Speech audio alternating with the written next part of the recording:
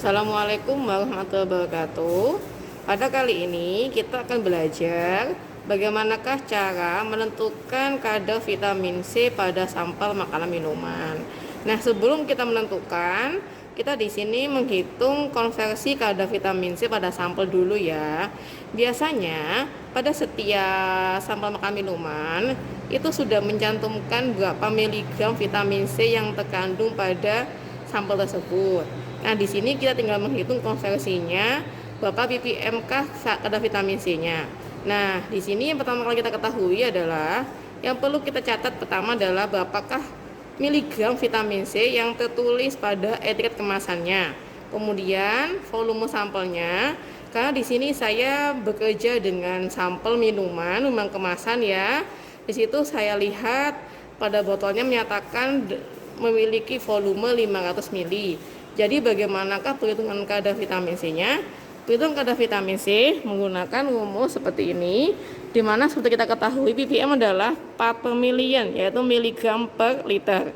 Nah, jadi kita menghitungnya 1000 mg dibagi 500 ml, di mana nanti yang 500 ml ini kita konversi ke liter dengan cara seperti ini. Jadi 1000 ml dibagi 500 ml dikalikan 1000 mg.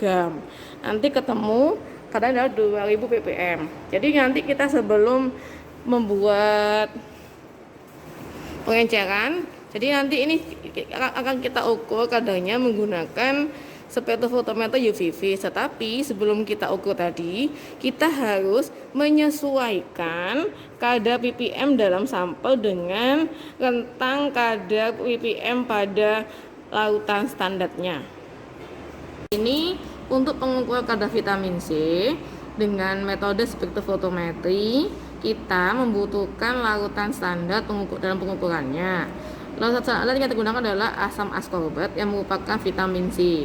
Di sini perlu kita ingat, vitamin C itu sangat rentan sekali terhadap cahaya sinar matahari, karena adanya sinar UV tadi dapat memudahkan vitamin C untuk mengalami oksidasi dan perubahan senyawa. Sehingga nanti dalam kerjanya kita membuat larutan standar asam ascorbat, untuk permukaan labu ukurnya kita harus menutupi dengan aluminium foil atau sesuatu yang berwarna gelap, karena untuk mencegah terjadinya perubahan senyawa tadi. Nah, di sini ini langkah pertamanya kita dalam membuat larutan standar adalah mengencerkan larutan induk. Di sini kita menggunakan induknya adalah 5 ppm ke dalam berbagai konsentrasi. Perhitungannya menggunakan pengeras pengenceran ya, yaitu M1 kali V1 sama dengan M2 kali V2.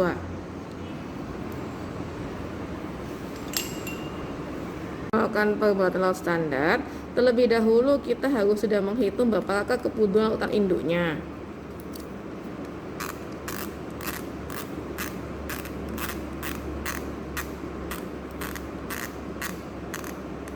Nah, setelah kita menambahkan berapa volume yang dibutuhkan lautan induk, di sini untuk melarutkannya kita menggunakan aquades. Jadi nanti kita menambahkan aquades hingga tanda batas ya. Berikutnya adalah preparasi sampel yang kita gunakan sesuai dengan perhitungan yang telah dilakukan di depan tadi. Nah, konversi kadar ppm dari minuman dengan yang mengandung vitamin C 1000 mg dengan volume 100 ml adalah 2000 ppm. Nah, di sini kita perlu mengkonversi kadar tersebut ke rentang kadar dari variasi standar yang kita gunakan tadi. Tadi kita menggunakan larutan standar dengan variasi 10 hingga 50 ppm. Di sini kita harus mengencerkan sampel kita, pengenceran 1000 kali. Bagaimanakah caranya? Pertama, kita ambil 1 ml dari sampel kita masukkan ke labu ukur ukuran 10 ml. Kemudian kita tambahkan aquades hingga tanda batas ya. Nah, sama halnya dengan preparasi larutan standar asam ascorbat, kita juga perlu menutup permukaan labu ukur kita dengan aluminium foil untuk mencegah terjadinya oksidasi oleh lampu UV. Nah, di sini kita tambahkan sampai hingga tanda batas.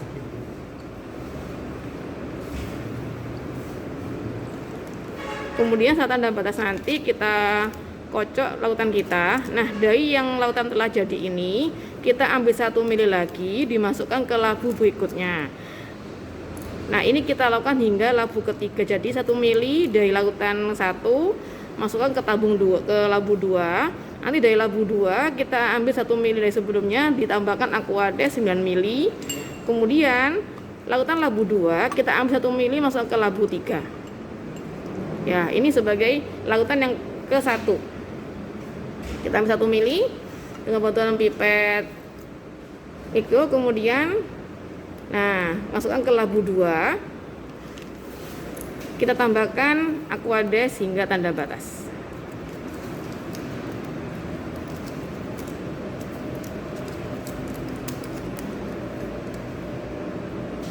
Kita tambahkan dengan Aquades.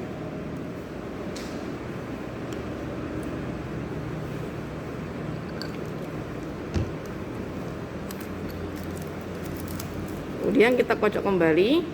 Nah, nanti 1 mili dari labu 2 ini kita gunakan untuk ke labu 3. Artinya kita telah melakukan pengenceran sebanyak 1000 kali. Jadi pengenceran 3 kali ya. Jadi ini sudah labu 2, kita ambil 1 mili lagi masuk ke labu 3.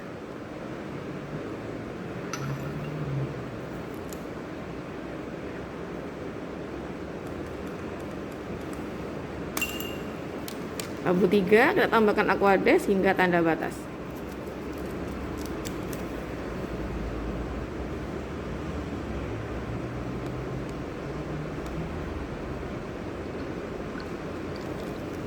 Nah, sudah.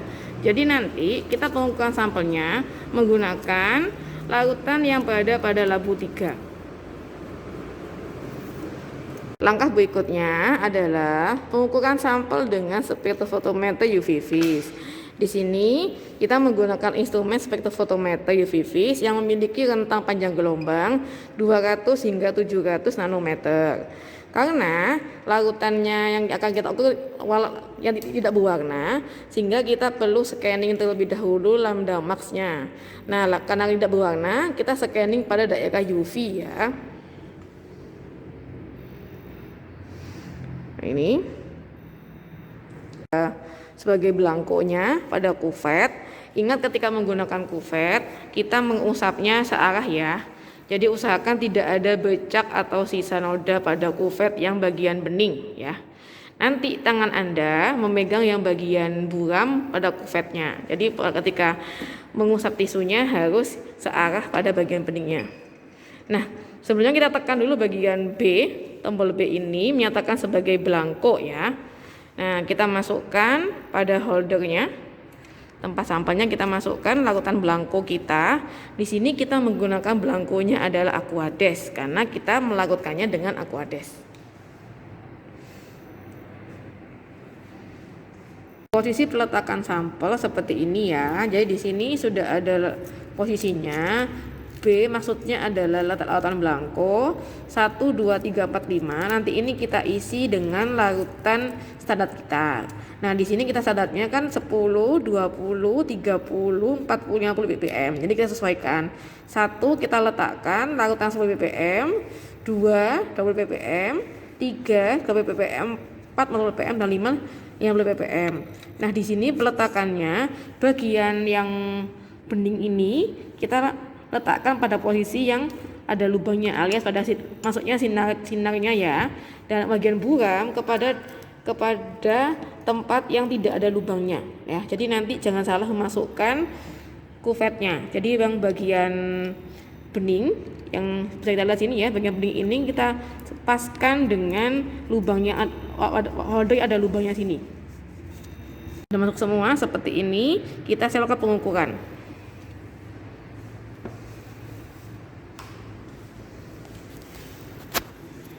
Langkah pertama dalam pengukuran, kita harus melakukan scanning panjang gelombang terlebih dahulu. Caranya tekan tombol tes.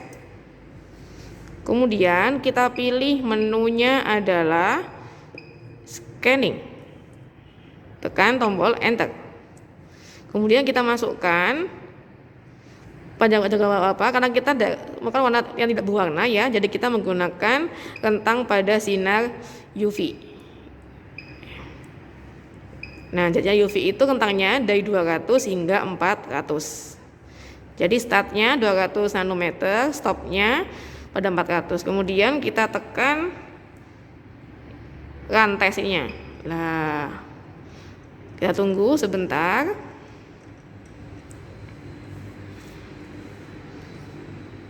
Nah,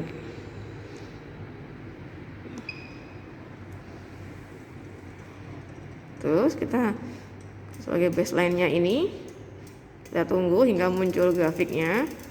Ini sedang proses ya.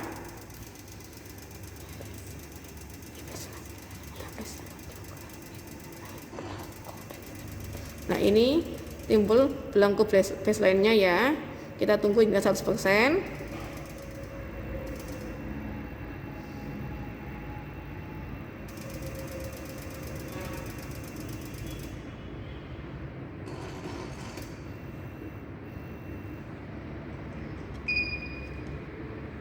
Nah, kita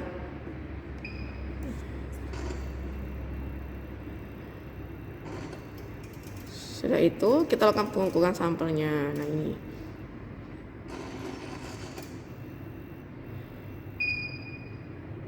di sini seperti yang ada pada displaynya ini, letak posisi puncak ini menandakan lambda max pengukurannya ya. Kemudian kita lihat tabelnya di sini, tabularnya. Nah, kita bisa melihat pada panjang gelombang berapakah yang menghasilkan absorbansi maksimum. Kita amati.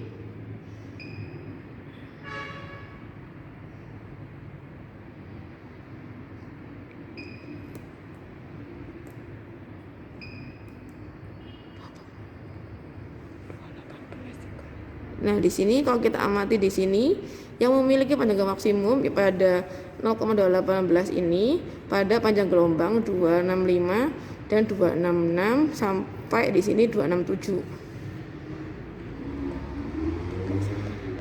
Nah, di sini kita menggunakan panjang gelombang yang pada posisi ini. Kan ini kan dari 265 sampai 267 ya. Kita menggunakan 266 ya, pertengahannya di sini ya. Oke. Kemudian kita tekan grafiknya ini.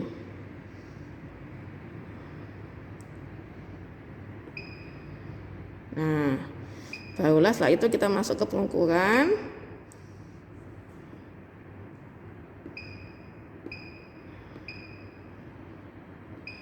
Nah, kita pilih yang standar curve. Kita pakai curve standarnya di sini. Nah, kita di sini mengubah panjang gelombang kita tadi kan ketemu 266 ya. Kita ubah 266 nanometer di sini ya. Kita masukkan panjang gelombang maksimum kita.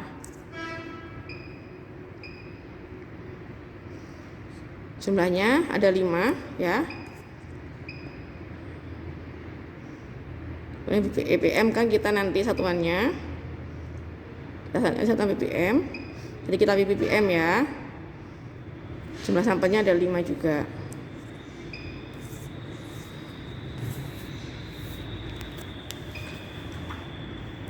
Nah,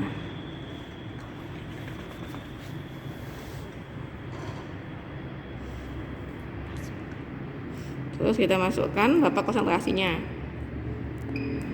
Nah, pertama 10, terus masukkan 20. Kita menggunakan bantuan ini ya, tombol-tombol di bawah ini untuk masukkan angka-angkanya. 40 kita tekan 40 terus enter.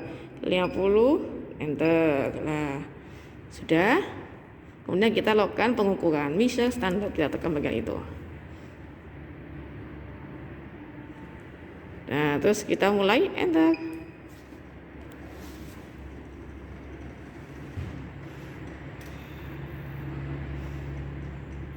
Kita tunggu hingga 100% ya.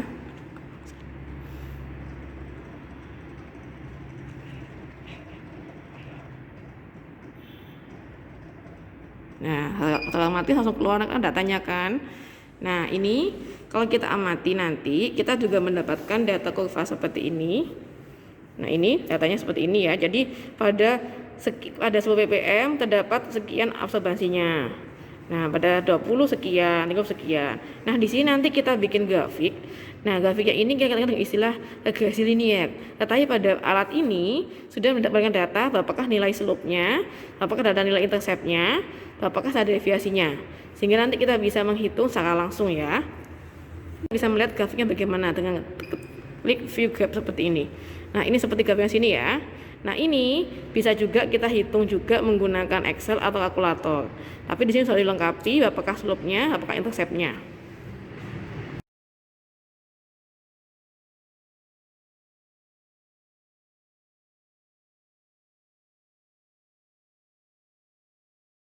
Setelah kita pengukuran kurva standarnya, langkah berikutnya adalah kita mengukur sampel kita.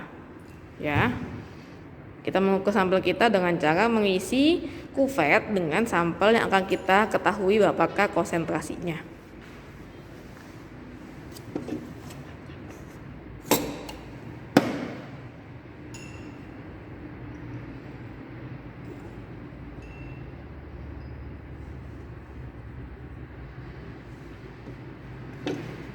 Sampel sudah kita masuk ke kuvet, kemudian kita masukkan ke holder sampel kita. Oke, kita masukkannya ke posisi 1 ini ya, yang B tetap belangkonya aquades tadi. Nah, kemudian kita pilih yang ini.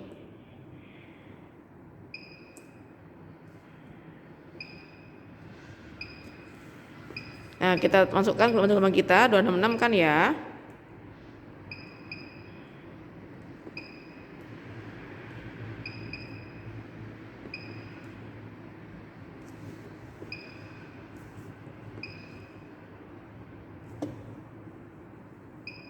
Oke, kita akan tes.